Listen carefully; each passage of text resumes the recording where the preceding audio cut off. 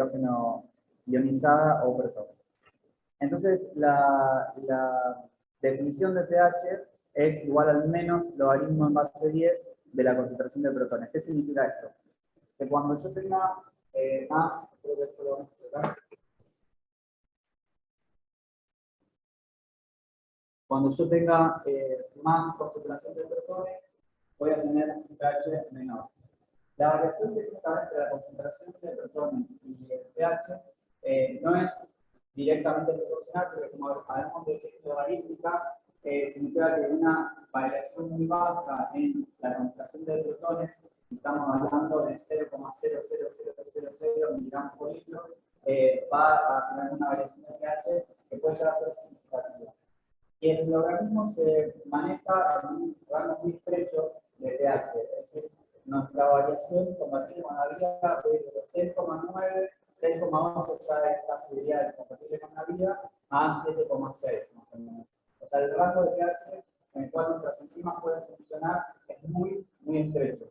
Y de hecho, nosotros tenemos que arreglar muy bien el pH, porque si se llega a alterar, nuestras enzimas dejan de funcionar y por lo tanto no podemos mantener la homeostasis y morimos. La concentración del pH, perdón, de protones con respecto a la concentración al pH es este. Fíjense, como ejemplo de lo que es el logaritmo. Si yo tengo 1 por 10 a la menos 6 de concentración de protones, vamos a estar hablando de que tenemos un pH de 6. Eso significa el logaritmo, es el opuesto de una ecuación exponencial. O sea, 10 por tanto a la 6, que sería un número muy grande, y cuando habla de logaritmo, sería a la menos 6, y hablamos de múltiplos, es decir, 0,60 y 1. Vamos, 0,000001. Ese sería 1 por 10 a la menos 6. Entonces, eso me da un pH de 6. Si la concentración de protones baja, es decir, que sería 0,000000701, es un pH de 7. Y si es más baja todavía la concentración de protones, es decir, 8 ceros antes del 1, voy a tener un pH de 8. Si la ecuación logarítmica sería por 2, es decir, en vez de hablar de menos tanto, hablamos de 8 por 10 a la menos 8, o 4 por 10 a la menos 8, o 2 por 10 a la menos 8, fíjense que el pH va a variar muy poquito, es decir, de 7,1 a 8. O sea, 0,3 unidades de pH por cada vez que voy alterando la ecuación. De todas formas, se mantiene la misma... Profesor, ¿me escucha? Cuando yo... Sí. Sí. Profesor, es que no se entiende muy bien lo que está diciendo. Se escucha muy lejos del micrófono, no sé, no se entiende bien y los demás compañeros están igual. Se escucha más, se escucha de lejos.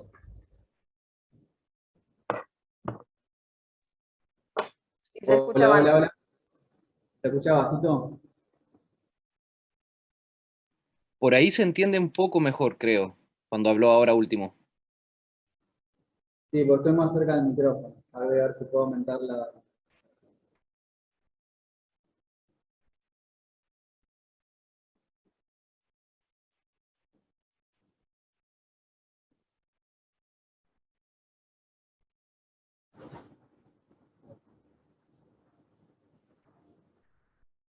Bueno.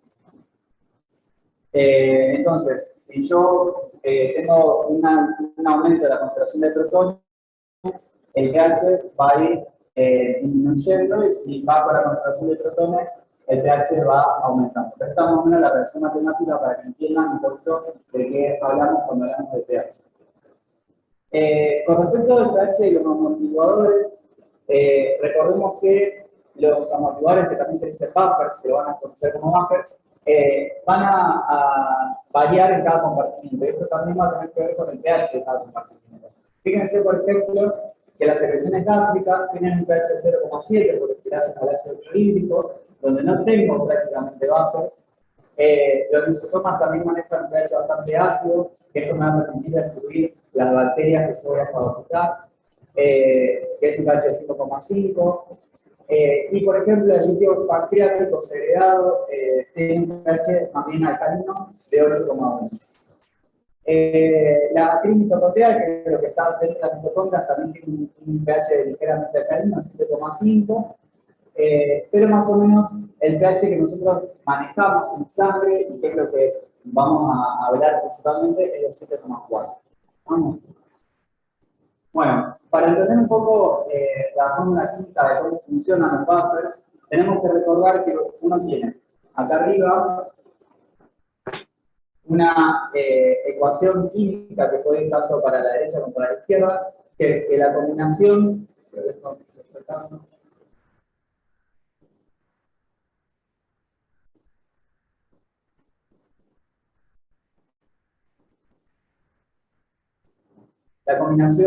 de una base débil conjugada, que sería esta AN, más un protón, va a generar un ácido débil que también puede ser conjugado o no. ¿Qué significa esto? Que el amortiguador total, que el amortiguador o el buffer en realidad es un ácido débil o una base débil generalmente, va a ser igual a la combinación del ácido débil más la base débil conjugada. Entonces, nosotros en nuestro organismo tenemos varios buffers o aceptores de protones, como por ejemplo el amonio, el amonio acá a este lado, que cuando se combina el amoníaco con el protón, me termina generando el anión amonio. Tenemos también otro aceptor o base débil que es el bicarbonato, que cuando se combina con un protón se forma el ácido carbónico. Y también tenemos el fosfato monoácido, que cuando se combina con el protón se transforma en fosfato diácido. Estos son aceptores de protones, o sea, serían bases débiles conjugadas que forman ácidos débiles. Tenemos la constante de disociación, que se lo denomina K, que es igual al resultado de la concentración de cada base débil con la concentración, multiplicada por la concentración de los protones sobre la concentración del ácido débil. Acá tenemos, por ejemplo, un ejemplo en nuestro organismo. Si combinamos el protón con un ion de cloro más una base débil, vamos a obtener un ácido débil más el ion cloro que está no conjugado. Entonces, si añadimos dióxido de sodio, es decir, que este buffer funciona como un buffer para una solución alcalina, vamos a tener asociado el sodio, el oxidrilo, el ácido débil, que va a terminar, transformándose en sodio, en la base débil y en en agua. Entonces, esto es lo que va a suceder cuando una base buffer o un ácido buffer funciona aceptando oxidrilos o aceptando protones. A ver si lo traduzco. Una base débil funciona para aceptar protones y un ácido débil funciona aceptando oxidrilos. ¿Estamos? De acá se desprende que beta, que es la capacidad de amortiguación de una sustancia, es igual a la diferencia de concentración entre la base fuerte sobre la diferencia de pH, que esto va a ser igual a la diferencia de concentración entre el ácido fuerte sobre la diferencia de pH. ¿Qué significa esto? Que si la diferencia de pH es muy bajita, significa que el buffer es muy bueno, porque significa que amortiguó el cambio de concentración de protones. ¿Se entiende? Cuanto mejor sea el amortiguador, cuanto mejor sea el buffer, la beta va a ser mayor. Va a ser mayor la capacidad de amortiguación. Acuérdense que como esto está en el denominador, está dividiendo, cuanto más chiquito es este número es más grande. Ahora, si el buffer es muy malo, y es decir, que cuando cambio la concentración de una sustancia, particularmente el protón o el oxidrilo, el pH varía mucho, el beta va a ser malo, va a ser bajito. ¿Vamos? Bien.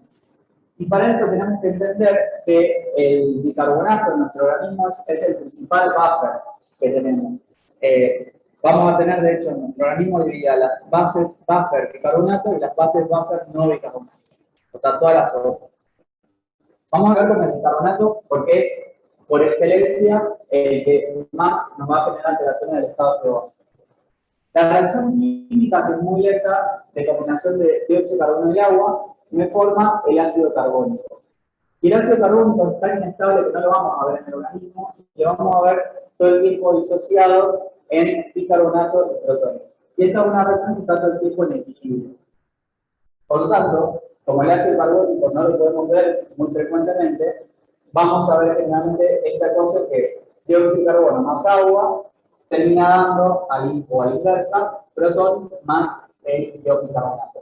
Y la constante de disociación entre esta fórmula es la concentración del protón, que sería el protón, vamos a poner su nombre, por la concentración de bicarbonato, que sería el buffer o la base débil, sobre la concentración del dióxido de carbono, que funcionaría acá también como una base. Entonces,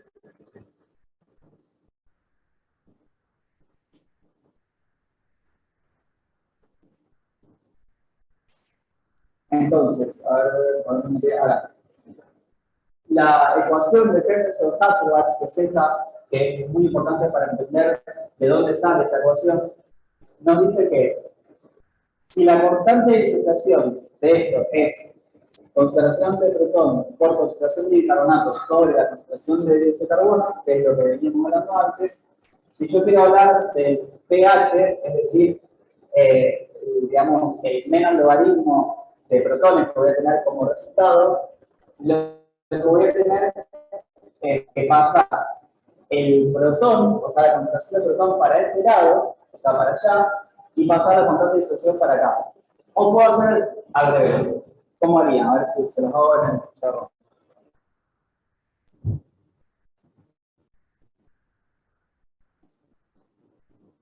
Si la constante de disociación es igual a la concentración de protón por la concentración de bicarbonato sobre la concentración de dióxido de carbono, y quiero despejar la concentración de protones, me quedaría esto por la concentración de dióxido de carbono, me queda estos dos multiplicándose, esto lo paso para abajo, dividiendo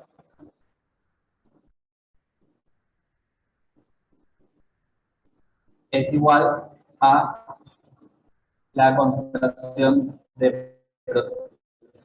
O sea, lo único que hice acá fue despejar la concentración de protones y me llevé estos dos factores para este lado. ¿Se entiende? Bueno, si ahora yo a esto le quiero aplicar el pH, o sea, el menos logaritmo, yo borro acá. ¿Ahí tiene un papelito descartable ahora para borrar?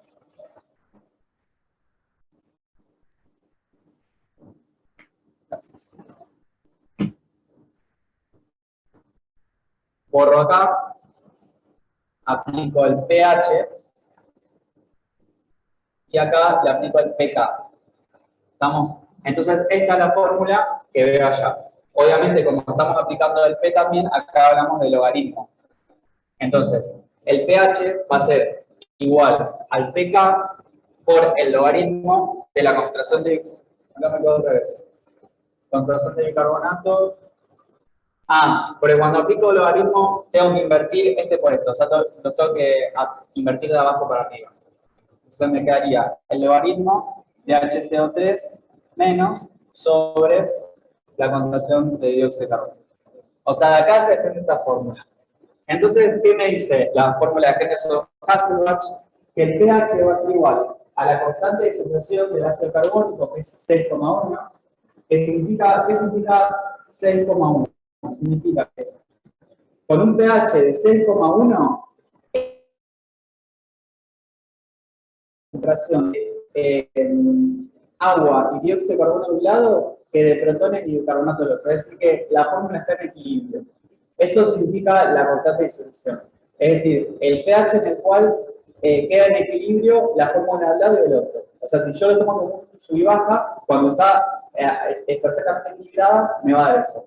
Cuando una sustancia es muy ácida, la constante de extracción también va a ser más ácida. O sea, un pK de 1 significa que para que quede en equilibrio, tiene que haber un pH de 1. O sea, podríamos estar hablando del ácido clorhídrico, por ejemplo. Entonces, 6,1 es la constante de disolución del ácido carbónico, más el logaritmo de la concentración de bicarbonato de sangre, que es 2,24, sobre 0,03 por 40, que es la concentración de bicarbonato diluida en el agua de nuestro plasma. ¿Estamos? Porque acá tenemos que hablar, cuando hablamos de concentración de bicarbonato, tenemos que hablar de la capacidad de disolución de bicarbonato por la presión parcial no de bicarbonato, perdón, de dióxido de carbono en el agua. Seguimos bajando. Sí.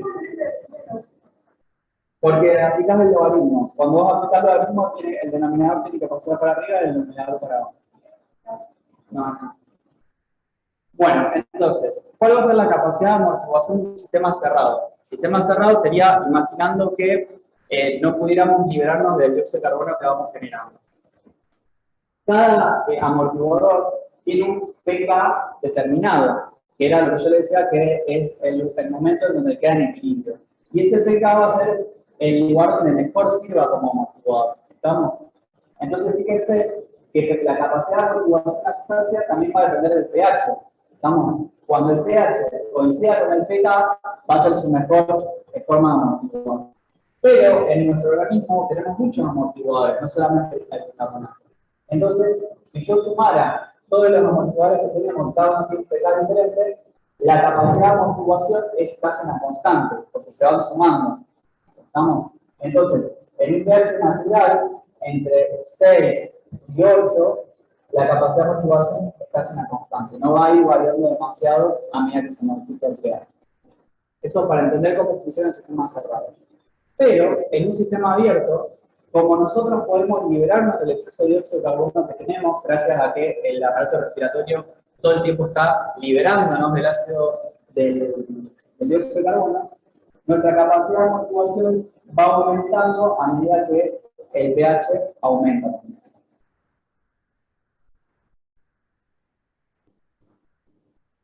Entonces, como conclusión de esta parte, la primera parte, los valores del pH van a variar mucho entre los distintos compartimentos intercelulares y extracelulares. Los amortiguadores reducen al mínimo la magnitud del cambio de pH que produce la adición de un ácido o un álcali a una solución. Y de acuerdo con la ecuación de Henry-Hasselbalch, el pH es el cociente de relación entre la concentración de bicarbonato y la concentración de dióxido de carbono y de bicarbonato. Por último, el par dióxido de carbono y bicarbonato tiene una capacidad de amortiguación mucho mayor en un sistema abierto que en uno cerrado, que por suerte es lo que sucede en nuestro organismo. ¿Quería hacer una foto? No.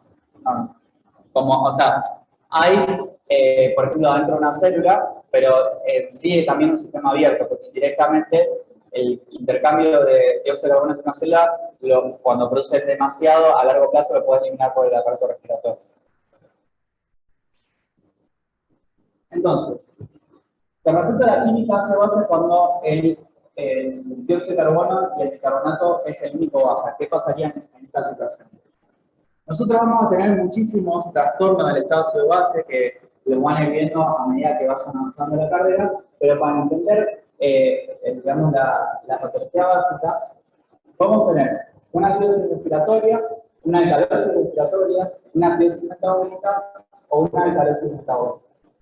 Ejemplos de cada uno. Si tenemos una acidosis respiratoria, significa que estamos reteniendo dióxido de carbono.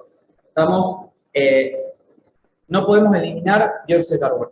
Y hay muchas causas de eso. Por ejemplo, una disminución de la ventilación alveolar. Por ejemplo, una sobredosis de una droga. La persona que tiene una sobredosis de drogas, por ejemplo, de heroína, empieza a disminuir su frecuencia respiratoria y no lava dióxido de carbono. Entonces, empieza con una acidosis respiratoria. También puede ser una disminución en la capacidad de difusión pulmonar o un desequilibrio de la ventilación-perfusión. Un ejemplo muy típico es un paciente EPOC o con enfisema o con bronquitis crónica, un paciente tabaquista, que retiene el dióxido de carbono porque tiene la vía aérea que no puede exhalar, no puede liberar ese exceso de aire que tiene acumulado.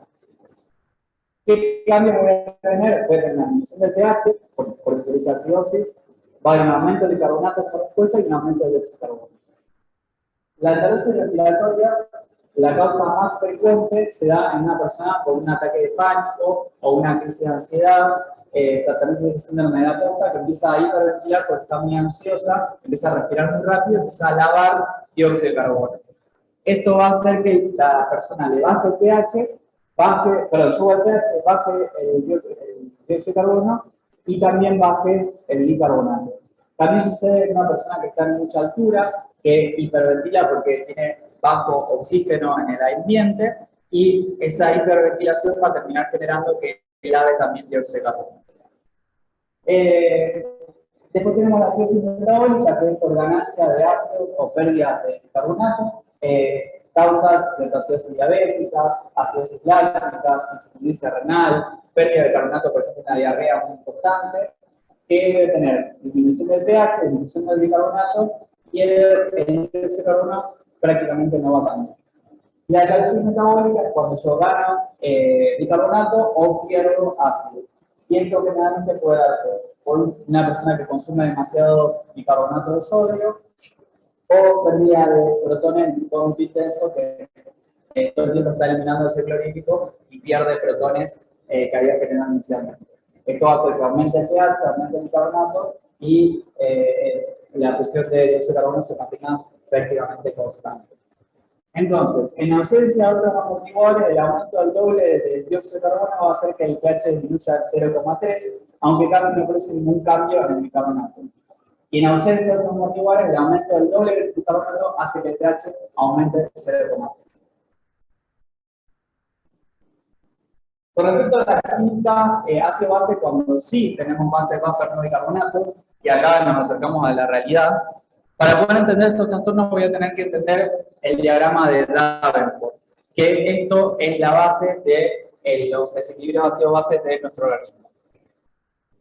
El diagrama de Davenport tiene en el eje de las ordenadas o el eje vertical la concentración de bicarbonato, tiene en el eje de las abscisas o el eje horizontal el pH y tiene isobaras de dióxido de carbono, que son estas tres, pero son infinitas.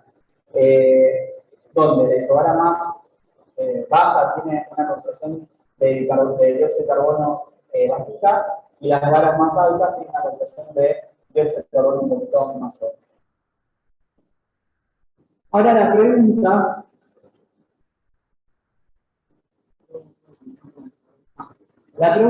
es, ¿cómo hago yo para moverme entre las distintas isobaras, asumiendo que yo tengo un trastorno respiratorio puro? Es decir, si yo estoy ganando dióxido de carbono, ¿cómo me voy a mover? Es decir, supongo que yo estoy en un punto central. Me quiero mover de una isobara a la otra. Yo me quiero ir de esta a la verde o de esta a la naranja. ¿Me tengo que mover de forma horizontal o me tengo que mover de forma vertical o me tengo que mover de forma oblicua? ¿Cómo voy a desplazar de una isobara a esta?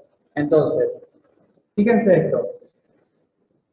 En realidad, me voy a tener que mover gracias a una curva, una pendiente que es la pendiente beta, que me va a decir que yo no puedo desplazarme de forma horizontal. Y esto es algo muy importante porque la pendiente beta va a depender de las bases buffer no bicarbonato. Ya les voy a explicar por qué. Fíjense, cuando yo combino agua con dióxido de carbono, se forma bicarbonato y protón. Pero por cada protón que se forma, viene un buffer no bicarbonato que me capta este protón y me forma entonces el ácido conjugado. Entonces, si yo formo mucho bicarbonato y protón, se me va a formar mucho más bicarbonato de los protones que se me forman, porque cada protón que se forma lo capta una base buffer no bicarbonato. ¿Qué significa esto? Que si yo tengo si yo no tuviera una base buffer no bicarbonato, yo me desplazaría de una isobara a otra de forma horizontal. ¿Por qué? Ustedes me pueden decir, no, pero si yo por cada, vamos a imaginarnos un trastorno puro respiratorio.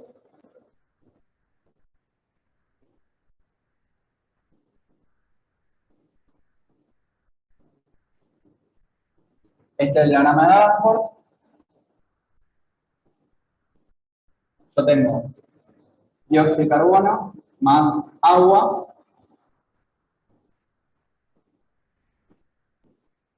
bicarbonato más protón.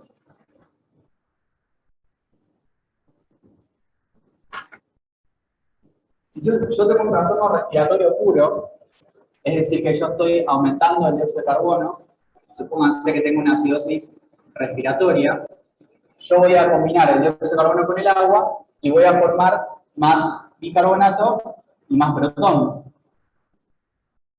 ¿Estamos? Entonces, por cada molécula de protón que genero una molécula de bicarbonato.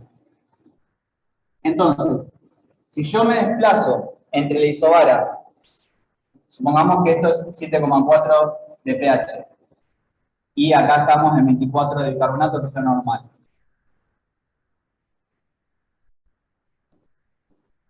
Y lo normal sería una concentración de dióxido de carbono de 40 milímetros mercurios.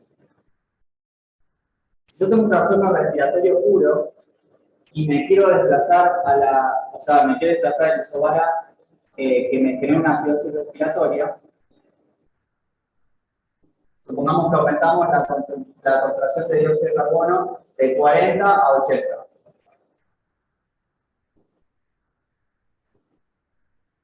Bien. Entonces ustedes me dirían, no, si yo cada vez que aumento el dióxido de carbono por cada protón que me genera un bicarbonato, entonces es lógico pensar que yo me tendría que desplazar a esta isobara de forma vertical. No vertical, perdón, oblicua. ¿Por qué? Porque cuando llego a esta isobara de 80, mi pH baja de 7,4, supónganse a 7,2, y la concentración de bicarbonato sube de 24 a 26. Sería lógico pensar eso, ¿no? O sea, que yo me tengo que desplazar en una curva oblicua. ¿Lo entienden hasta acá? Bien. Pero ¿qué pasa? La realidad es la siguiente. Como cuando hablamos de pH hablamos de menos logaritmo, fíjense en qué concentración me aumenta el bicarbonato cuando yo no tengo amortiguadores, cuando yo bajo el pH. Si yo bajo el pH en 0,3, o sea, bajo de 7,4 a 7,1, imaginémonos que no tenemos amortiguadores, estamos hablando sin amortiguadores. Si yo bajo el pH de 7,4 a 7,1, o sea, bajé 0,3 de pH, fíjense cuánto bicarbonato formé. Formé 0,00004 milimoles de bicarbonato.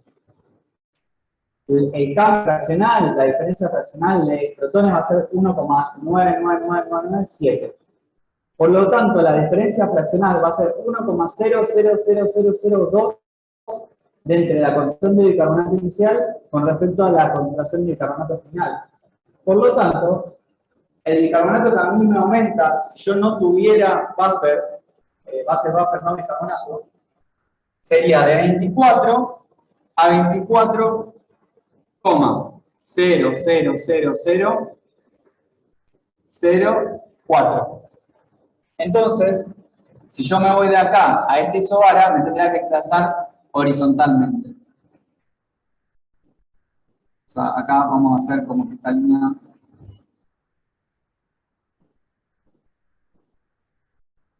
¿Por qué? Porque la diferencia entre 24 y 24,0004 es despreciable. ¿Se entiende?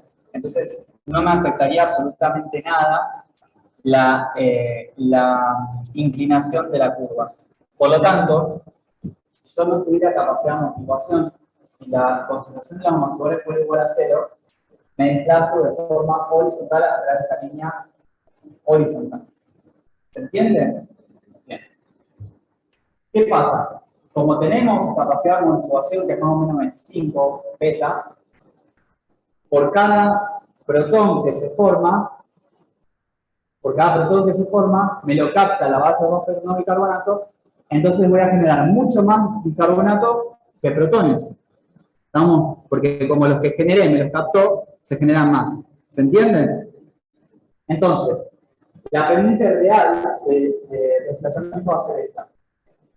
Si tuviéramos una capacidad infinita de amortiguación, es decir, que por cada protón que formo, yo siempre voy a tener una base de Buffer no bicarbonato que lo va a captar, la pendiente sería vertical. Es decir, que no importa cuánto dióxido de carbono yo forme, no me interesa, cada vez que forme dióxido de carbono y por lo tanto cada vez que forme un protón, alguna base de Buffer no bicarbonato me va a captar. Y por lo tanto el pH nunca se va a modificar. Lo único que se va a modificar es la concentración de carbonato. ¿Entiendes? Esto obviamente no sucede en la red. Entonces, lo que realmente pasa es esto. Es que tenemos esta pendiente de acá.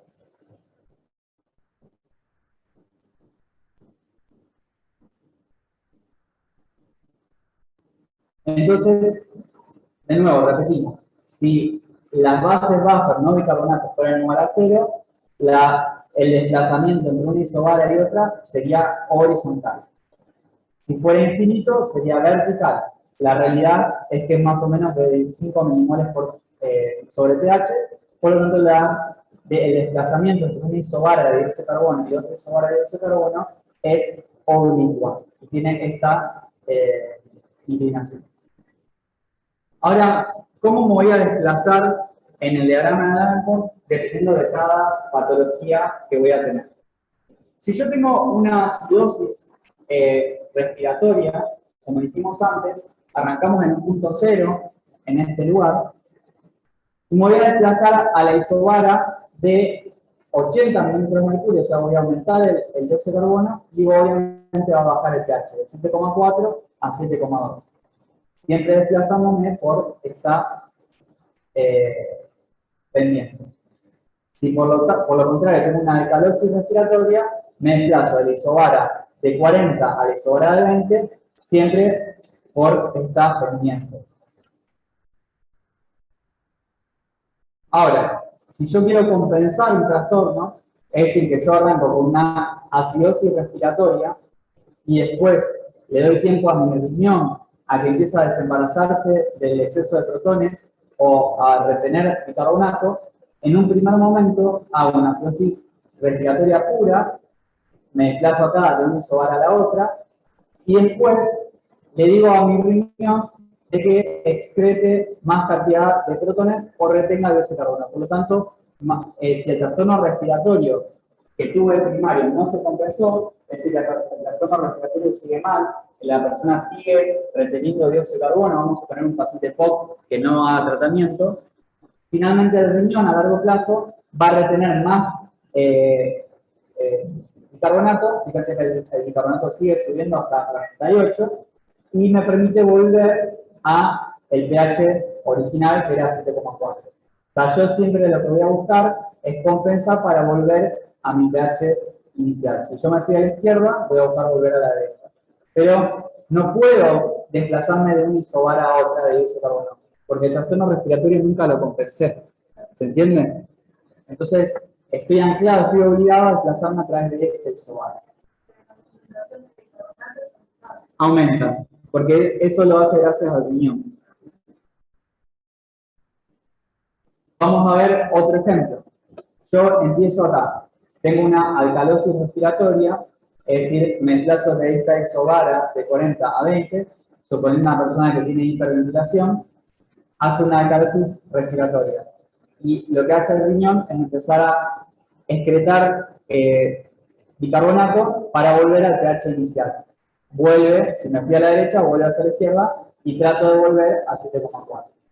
Estamos, ¿qué va a agregar el bicarbonato? Que va a bajar el bicarbonato a un nivel mayor, a un nivel menor. Vamos a ver otro ejemplo. Si tengo una acidosis metabólica, yo me voy a tener que desplazar por la isobara de dióxido de carbono, que es esta, que es de 40, porque es un trastorno puro metabólico. Es decir, me desplazo por acá. Para arriba o para abajo. En este caso para abajo, porque es un trastorno metabólico. ¿Puedo cambiarme de este isobara a esta? No, porque el trastorno es metabólico. Vamos, no va a variar la concentración de dióxido de carbono en un primer momento. Ahora, cuando los receptores, los quimioreceptores sensan de que hay una disminución del pH, voy a tener una respuesta del tronco encefálico para generar una hiperventilación. Entonces, ¿qué voy a hacer? Voy a empezar a lavar dióxido de carbono y ahí me voy a desplazar de una isobara a otra para compensar y volver a un pH 7,4. ¿Qué voy a ver acá? Que el trastorno primario fue metabólico y compenso con una alcalosis respiratoria. Es decir, bajo de un pH de 40, perdón, de una concentración de dióxido de carbono de 40 a una concentración de dióxido de carbono de 23,4. Esto es lo que yo voy a intentar para volver a mi estado original. Y por último, si tengo una alcalosis metabólica, yo me voy hacia la derecha, desplazándome en la isobara de dióxido de carbono del 40, hago una alcalosis respiratoria y mi riñón, metabólica, y mi pulmón intenta compensar reteniendo el dióxido de carbono. Por lo tanto, sube la isobara a una isobara de 6,7 para volver al pH original de 7,4. Entonces, ¿dónde voy a estar ubicado en el diagrama de Danforth? Dependiendo del trastorno original. Si yo tengo un trastorno puro, en el caso de una acidosis respiratoria, voy a estar acá en el lugar A, o en esta línea, me voy a desplazar, que era la pendiente beta. Si tengo una alcalosis respiratoria, me voy a desplazar también por la pendiente beta, pero para la derecha. Si tengo una acidosis metabólica pura, me voy a desplazar por la isobara de dióxido de carbono de 40, y si tengo una alcalosis metabólica pura, también me voy a desplazar, pero para la derecha. Acá me voy a encontrar en los trastornos puros. Ahora, si tengo un trastorno parcialmente compensado, y acá se habla en medicina siempre de parcialmente compensado, porque nunca se llega a compensar del todo. Nunca vamos a volver al pH original, si no solucionamos el trastorno de origen. Por más que el riñón se esfuerce por volver al pH original, o el pulmón se esfuerce por volver al pH original, nunca lo voy a lograr. Entonces, por eso se habla de parcialmente compensado. Entonces, voy a ir por acá y voy a tratar de volver hacia el medio. En una acidosis respiratoria parcialmente compensada, cualquier punto en este lugar.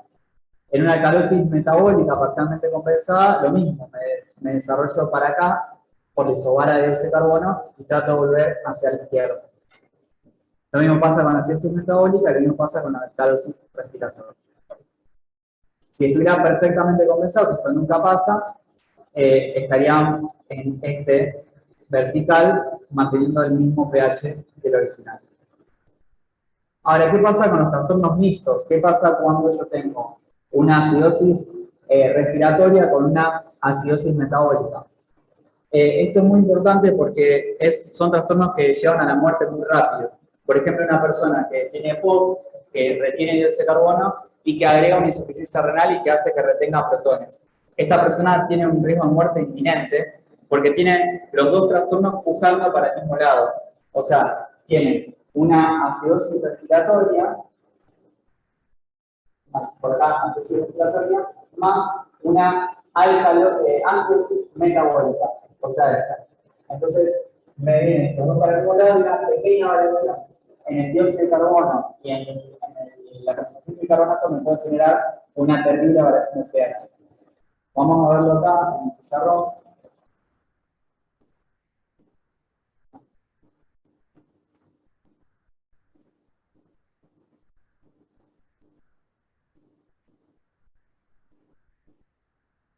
Bueno.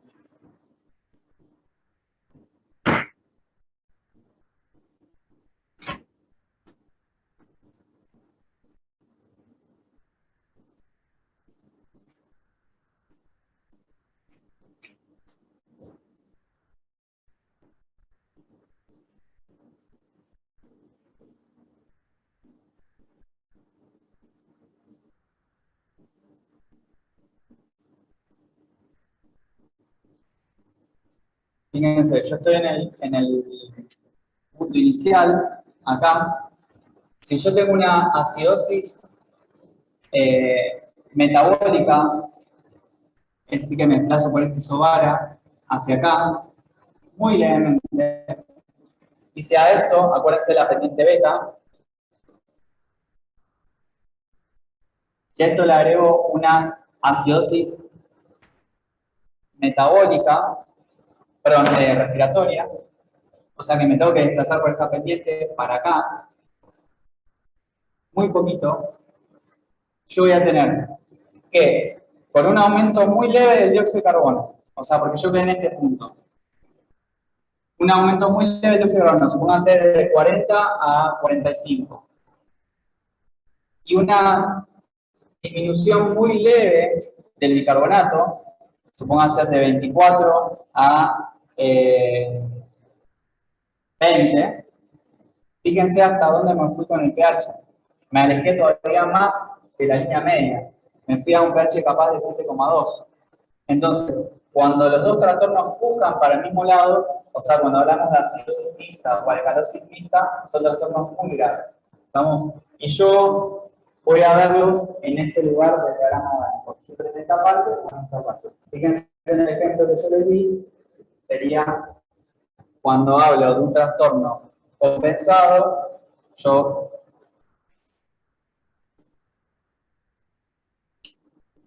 estoy hablando de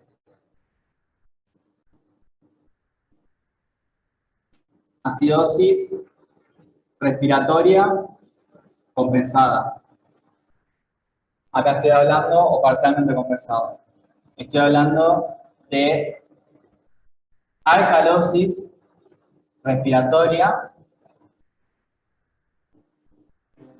sí, parcialmente compensada. Me voy para abajo.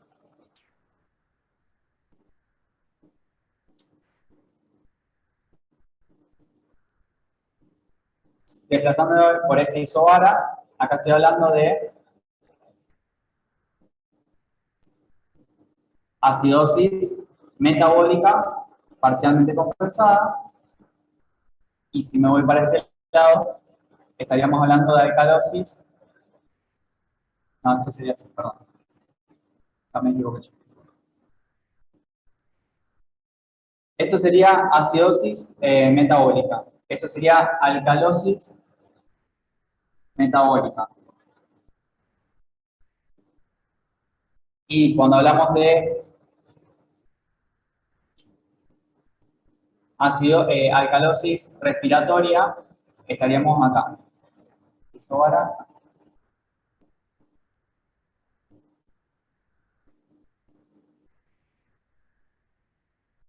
Entonces, esto sería alcalosis porque tiendo a ir hacia la derecha, o sea, el pH me aumenta, me desplazo por la pendiente beta, es decir, la isobara de dióxido de carbono de 40 a 20, esto sería alcalosis respiratoria, compensada porque intento volver para acá, siempre el resultado es que yo quiero volver a la línea media, por eso es parcialmente compensada. De este lado me voy hacia la parte de la acidosis, desplazándome en una isobara a otra de dióxido de carbono, por lo tanto esto es una acidosis respiratoria, intentando volver siempre a la línea media, por eso parcialmente compensada. Y esto sería una alcalosis metabólica, también parcialmente compensada, tratando de volver a la línea media.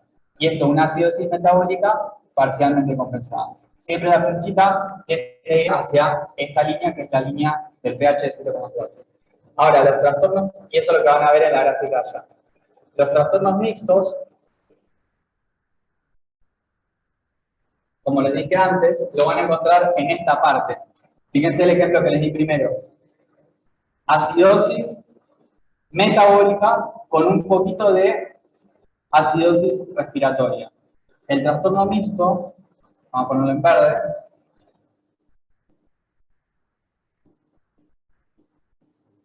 los van a encontrar en esta zona.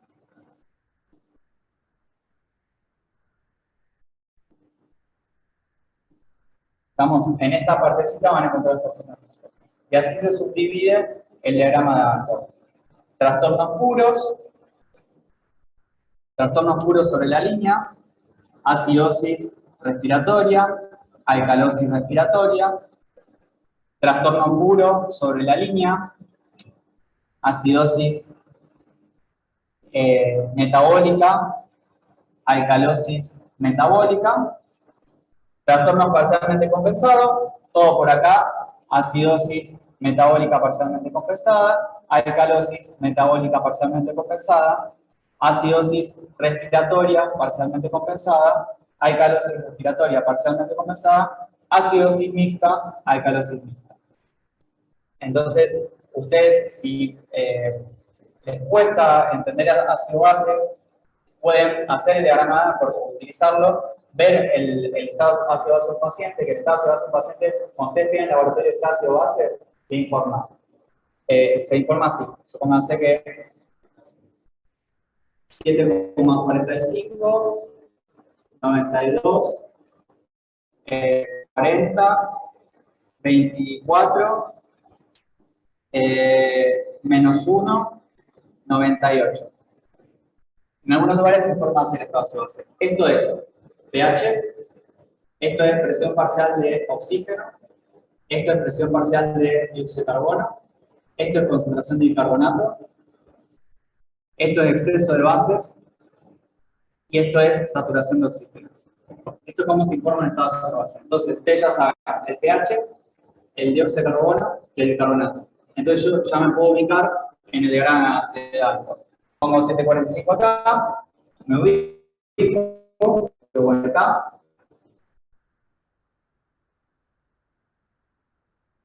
Concentración de bicarbonato 24, me pongo por acá, y presión parcial de dióxido de carbono 40, me pongo sobre este isobar. Entonces yo estoy más o menos por acá.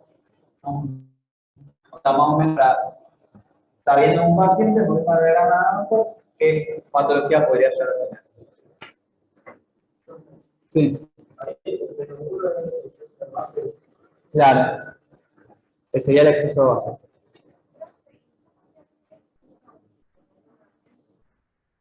¿Puro mixto? No, porque si vos tenés, siempre hay un valor de aumento de bicarbonato esperado para un trastorno puro. Que eso sí tiene una fórmula de calcular. Si no, lo puedes ver en el diagrama de Danforth. Si es un trastorno puro, en el diagrama de Danforth te va a caer sobre esta línea acá o sobre esta línea acá. Vamos a suponer una acidosis metabólica pura. La acidosis metabólica pura te va a caer sobre esta isobara de acá. Entonces, si vos tenés, por ejemplo, un pH 7,2 y un bicarbonato de 18, por acá,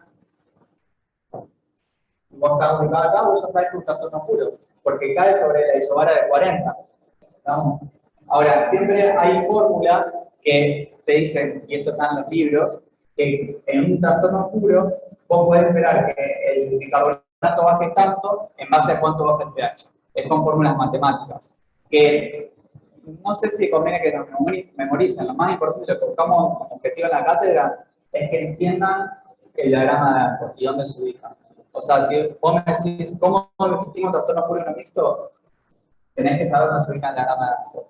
Si se ubica acá, vos sabés que es puro. Si se ubica acá, es mixto. ¿Vamos?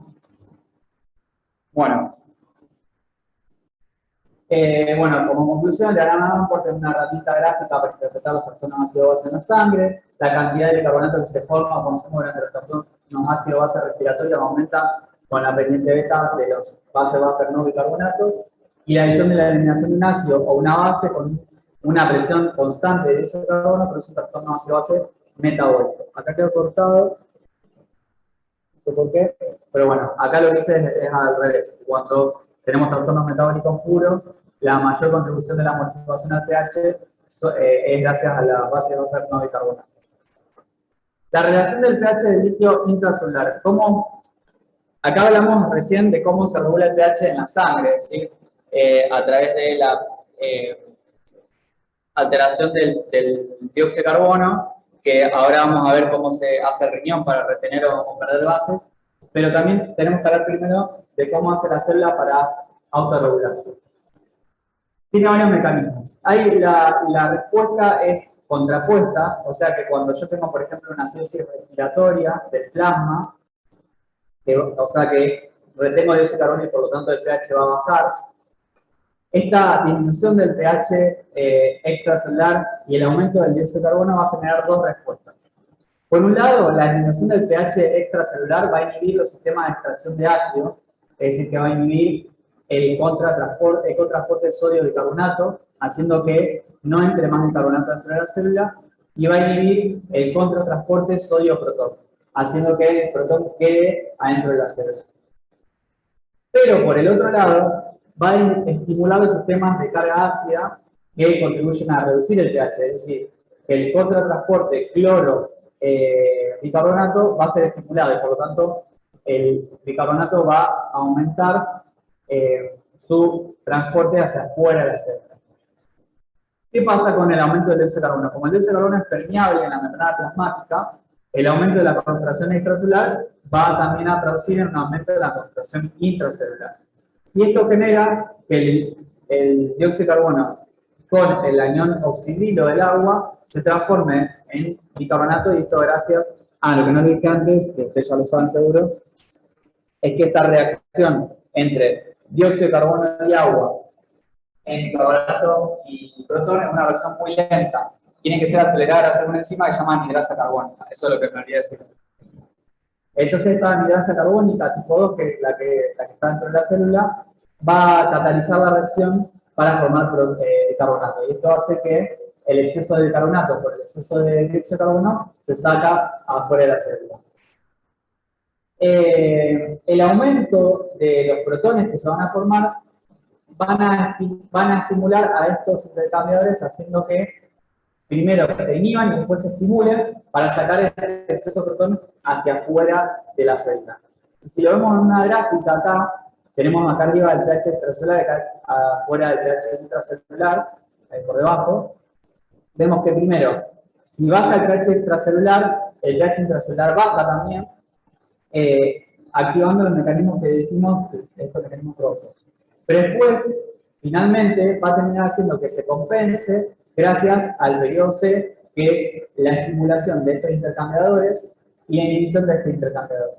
Y por lo tanto, primero vemos que baja el pH, pero después se empieza a compensar. ¿Estamos? O sea, eso es lo que pasa a nivel temporal. Bueno, y acá pasamos a cómo maneja el riñón, el estado base. Y esta es la última parte de la clase, se los prometo. Que o sea, vimos hasta ahora todo el funcionamiento del pH, las bases de fenobicarbonato, vimos cómo se maneja el diagrama de Davenport, vimos que en las acidosis respiratorias retengo dióxido de carbono no, y a nivel metabólico intento compensar gracias al riñón, pero todavía no les expliqué cómo funciona el riñón, cómo hace el riñón para aumentar la excreción de protones y retener bicarbonato. Bueno, ahora vamos a ver cómo se da esto. El pulmón es muy fácil. Hiperventilo, largo dióxido de carbono, respiro menos, retengo dióxido de carbono. No hay demasiado para explicar. Bueno, entonces, mientras que los pulmones excretan una gran cantidad de dióxido de carbono formado por el metabolismo, los riñones desempeñan un cometido crucial para la excreción de ácidos no volantes. O sea, no dióxido de carbono. Para mantener el balance de ácido-base, los riñones no solo deben reabsorber la práctica totalidad del bicarbonato filtrado, sino que deben también secretar protones volátiles generados. El protón secretado titula el dióxido de carbono al bicarbonato, es decir, que por cada protón que yo secreto, se une al bicarbonato y forma dióxido de carbono. Entonces yo tengo que tener algo en la luz tubular que me capte el protón, porque si no me capta el protón, ese protón se me va a terminar uniendo al bicarbonato, me va a formar dióxido de carbono y agua. Entonces, ¿cómo se da esto? Primero, entender que en nuestro organismo tenemos muchísima formación en una persona de 70 kilos, muchísima formación de protones en cada parte y de bicarbonato. Es decir, con el metabolismo solo formamos 15.000 milimoles de dióxido de carbono por día. Acuérdense que la cadena respiratoria formaba dióxido de carbono y agua, ¿se acuerdan? Entonces yo para formar ATP, para formar energía, voy a formar dióxido de carbono. ese exceso de dióxido de carbono me genera que mi pH tienda a ser bajo. Entonces, para evitar eso, tengo que excretar ese exceso de dióxido de carbono en el día. El ser humano, de hecho, contribuye a la formación del efecto invernadero por la cantidad de dióxido de carbono que nosotros producimos. O sea, la sobrepoblación mundial también contribuye al efecto invernadero. No solamente por los electrodomésticos que usamos, sino por nuestra misma respiración. El metabolismo va de este exceso de dióxido de carbono, 40 milimoles por día de protones que se formaron por la anhidrasa carbónica, van a contribuir a disminuir un poquito el pH. 4.320 milimoles de dióxido de carbono se van a filtrar en el riñón, de los cuales va a terminar formando 30 milimoles de ácidos titulares por día, que se lo vamos a aceptar por hoy. Por otro lado, también vamos a formar amonio, 40 milimoles por día. Vamos también a producir 70 milimoles de bicarbonato de día nuevos, lo vamos a generar nosotros en los riñones, que estos van a ir a nuestro LEC, y esto ahora vamos a ver cómo se forma. Y también nosotros tenemos un intercambio con el intestino. Consumimos 20 milimoles de protones por día, o sea que nosotros tenemos dietas que captamos ácidos. Reabsorbemos 20 milimoles de protones por día, que van directamente a nuestro líquido extracelular, y también eliminamos por vía digestiva ácidos. Y en las heces tenemos también celulosa de bicarbonato, que es cerca de 10 milimoles de oxígeno por día. Esto es más o menos un balance general de las bases y los ácidos. ¿Cuáles son las fuentes metabólicas de ácidos y bases? Bueno, obviamente nuestro metabolismo, la oxidación completa de hidratos de carbono neutros y grasas genera el dióxido de carbono y agua, y la mayoría de los aminoácidos también, con el agregado de la urea, gracias a el metabolismo de los aminoácidos. ¿Se acuerdan del ciclo de la urea que lo ven en nutrición? Bueno, el ciclo de la urea se daba para el metabolismo de los aminoácidos. ¿Cuáles son las reacciones que producen ácidos no volátiles? La oxidación de aminoácidos, forma urea, forma ácido, creo que es sulfídrico como por ejemplo el metabolismo de la metionina y la cisteína. El ácido fosfórico también se forma, o el ácido diácido fosfórico, por el metabolismo del fósforo. Vamos a formar también protones libres por el metabolismo de la lisina y la arginina, ácidos orgánicos no metabolizables, por ejemplo el ácido úrico o el ácido oxálico, y la oxidación incompleta de hidratos de carbono y grasa, que me va a formar ácido láctico y cuerpos cetónicos. Esto se da cuando tengo un metabolismo anaeróbico. Y también producto bases no volátiles, como en el metabolismo del glutamato y el aspartato, que tienen que tener cargas negativas, y la oxidación de aniones orgánicos también me va a producir bicarbonato, por ejemplo, la oxidación de lactato o de acetato. ¿Cómo hace el riñón para desembarazarse del exceso de protones? Bueno, primero lo que va a hacer es que cuando yo filtro bicarbonato, lo voy a reabsorber, esto me va a permitir que no pierda bicarbonato por orina. Esto se va a dar gracias a la anhidrasa carbónica, que va a permitir que ingrese el dióxido de carbono adentro de la célula, se combine con el agua y se transforme en bicarbonato y recupere el bicarbonato al espacio intersticial. Y por otra parte, voy a producir bicarbonato de nuevo gracias a la combinación del agua con el dióxido de carbono, lo excreto al espacio intersticial y el protón que se transforma extra lo secreto a la luz tubular, combinándolo con fosfato monoácido, transformándolo en fosfato diácido. Y como esto no lo voy a poder meter adentro del riñón nuevamente, lo orino. Esto es una forma de desembarazarme de los protones que yo excreto a la luz tubular. ¿Por qué? Porque si no lo combinara con este ácido, el protón volvería a formarse en dióxido de carbono y agua y volvería a entrar adentro en un ciclo que no me va a permitir desembarazarme de los protones. Y otra forma de desembarazarme del protón es combinarlo con el amoníaco y formar amonio. Y de esta forma, como tiene carga positiva, no puede volver a entrar adentro de la célula. El bicarbonato que se me va a generar, voy a volver a reabsorberlo al espacio intersticial. Bueno, entonces la nefrona recupera prácticamente todo el bicarbonato filtrado en el túbulo proximal, el 80%, la rama sanguínea gruesa el 10% y la nefrona el 10%. La nefrona genera bicarbonato nuevo, sobre todo en el túbulo proximal.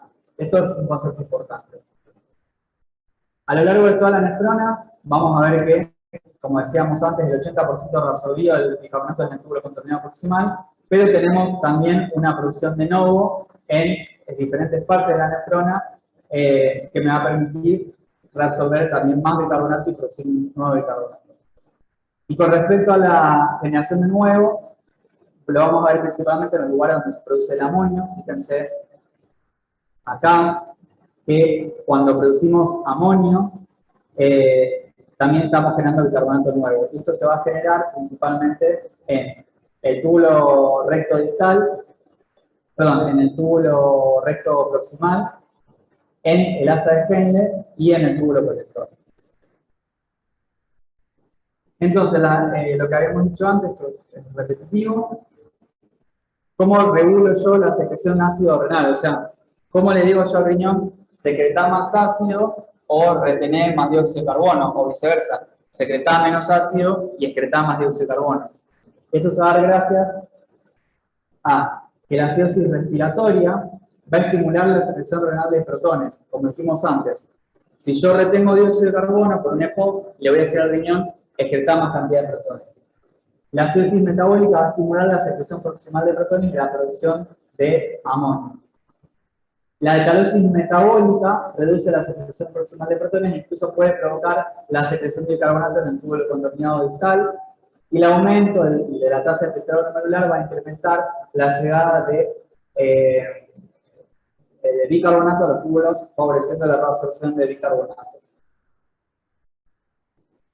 Cuando tengo, por ejemplo, una contracción del volumen extracelular, es decir, que le llega menos sangre al riñón, lo que va a generar que el riñón secrete más protones a través de la angiotensina 2, la aldosterona y la actividad simpática. Por ejemplo, una persona que está deshidratada, una persona que está en shock por pérdida de sangre, le llega menos sangre al riñón y por lo tanto, gracias a la liberación de angiotensina 2, aldosterona y el aumento de la actividad simpática, le va a decir al riñón que secrete protones. Por lo tanto, una forma de ver si una persona está deshidratada es ver el pH. Si tiene una alcalosis metabólica, probablemente esa persona esté deshidratada. ¿Estamos? Cuando uno tiene una deshidratación que no sea muy grave. Creo que ahí está todo. No. Otro mecanismo que regula el pH es el potasio. Esto es muy fácil. Si yo aumento el potasio, aumento la concentración de potasio, voy a aumentar la concentración de protones.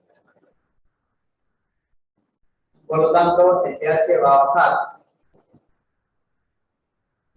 O sea, acuérdense que la concentración de potasio es inversamente proporcional al pH. ¿Estamos? Y viceversa. Los glucocorticoides, como los mineralocorticoides, también aumentan la secreción de ácido. Como dijimos antes, la aldosterona va a estimular a la secreción de ácido a través del túbulo colector. Y ciertos diuréticos pueden modificar la secreción de ácidos, de protones, cuando influyen principalmente sobre el voltaje transarterial que tiene que ver con la regulación del potasio a nivel de toda la nefrona. Esto obviamente es un tema aparte, un poco más complejo, pero tiene que ver con cómo se regula el potasio en la nefrona. Por lo tanto, acuérdense que si una persona tiene hipopotasemia, si tiene el potasio bajo en sangre, tiene una, perdón, al revés. Si una persona tiene hiperpotasemia, o sea, tiene un aumento de potasio en sangre, y tiene un pH bajo, yo le tomo la presión y está en un paciente que está hipertenso, yo voy a pensar que puede tener un trastorno de la aldosterona, digamos, que está haciendo que retenga mayor cantidad de líquido. Entonces, acuérdense que los mineralocorticoides, particularmente la aldosterona, o cualquier corticoide que yo tome que tenga efectos mineralocorticoides, por ejemplo la hidrocortisona, puede generar una alteración del pH y una alteración del potasio. sea, siempre sospechar una enfermedad que venga por ese lado. Y ahí sí creo que está. Bueno, ¿alguna duda que les haya quedado? Yo sé que probablemente quedaron un montón de dudas, pero acá lo más importante es estudiar, leer y practicar con diagrama de Danforth, pero principalmente leer, porque quizás del ser humano y su medio es el tema más complejo de todos. ¿Estamos? Así que yo les recomiendo que lo lean del Bess Taylor o del Fusay. Me parece que son los mejores libros que explican este tema. ¿No?